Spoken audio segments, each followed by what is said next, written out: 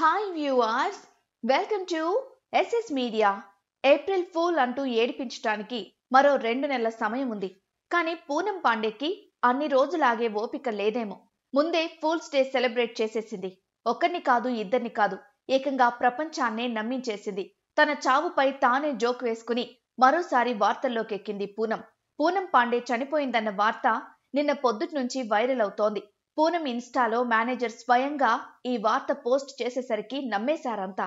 దాంతో మీడియా అంతా పూనం చనిపోయిందన్న వార్తని బాగానే హైలైట్ చేసింది. టీవీలు, వెబ్సైట్లు పూనం మృతికి సంబంధించిన వార్తలు కవర్ చేశాయి.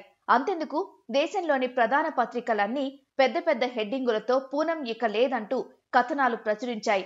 తీరా చూస్తే తూచ్, నేను బతికే ఉన్నా అంటూ పూనం ఎంట్రీ ఇచ్చేసింది. సర్వైకల్ క్యాన్సర్ వ్యాధిపై జనంలో అవగాహన తీసుకురావడానికే తాను ఈ పని చేశానంటూ ఓ స్టేట్మెంట్ ఇచ్చింది. దాంతో మీడియా ఒక్కసారిగా అవాక్కైంది.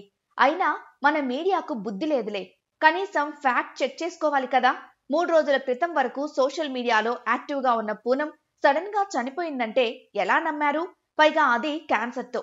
క్యాన్సర్ ట్రీట్మెంట్ ఏ రూపంలో ఉంటుందో ఎవరికీ తెలియదా? ప్రాణాంతకమైన వ్యాధితో బాధపడుతూ పూనం 3 రోజుల క్రితం సోషల్ మీడియాలో డాన్సులు చేస్తూ ఎలా కనిపించింది? కనీసం ఈ లాజిక్ ని కూడా ఎలా పక్కన పెట్టేశారు? చావు వార్తలు రాసేటప్పుడు ప్రింట్ మీడియా చాలా జాగ్రత్తగా ఉంటుంది. 1కి 10 సార్లు చెక్ చేసుకుంటుంది. అలాంటిది కేవలం ఓ సోషల్ మీడియా పోస్ట్ ని బేస్ చేసుకుని కథనాన్ని నమ్మిందంటే ఏమనుకోవాలి?